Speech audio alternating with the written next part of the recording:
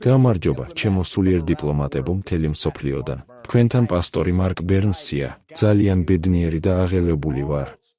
მსოფლიოს სულიერი და რელიგიური ლიდერების ვაშინგტონში, კოლუმბიის ოლქში შეკრების ახალი თარიღი დავადგინეთ.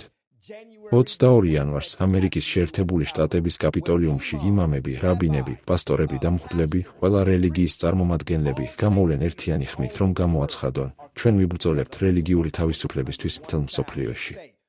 ჩვენ ერთად დავდგებით, რომ დავეხმაროთ კონფლიქტების დასრულებას. ჩვენ მოვახდენთ ლიდერების ქსელის მობილიზებას, გლობალურ ლიდერებს, სულიერ ლიდერებს მთელი მსოფლიოდან, რომლებიც მუშაობენ როგორც სულიერ, ასევე პოლიტიკურ სფეროებში, რომლებსაც შეუძლიათ დიალოგის წარმართვა თავიანთ ქვეყნებში, ძალადობის დასრულება, კონფლიქტის მოგვარება და მსოფლიოს მმართველებისთვის მათი ნამდვილი მიზნის შეხსენება. მათი მიზანია იყვნენ მშვიდობის ლიდერები და ემსახურონ მათ, ვისაც ხმა არ აქვს, და იმ ადამიანებს, რომელთა წარმომადგენლადაც ისინი არიან არჩეულნი.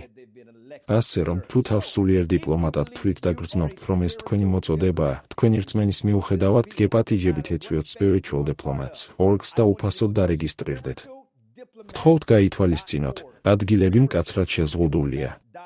ჩვენ უკვე ვიღებთ ასობით განაცხადს იმ ადამიანებისგან, რომლებიც გეგმავენ ამ კონფერენციაზე მოსვლას 22 იანვარს, აქ ვაშინგტონში, კოლუმბიის ოლქში.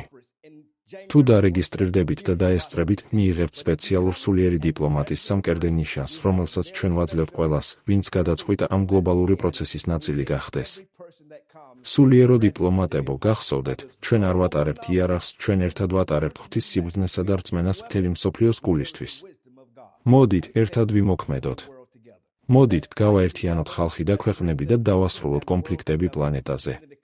მოდით, შევხვდეთ აქ, ვაშინგტონში, ამერიკის შეერთებული შტატების კაპიტოლიუმში, 22 იანვარს.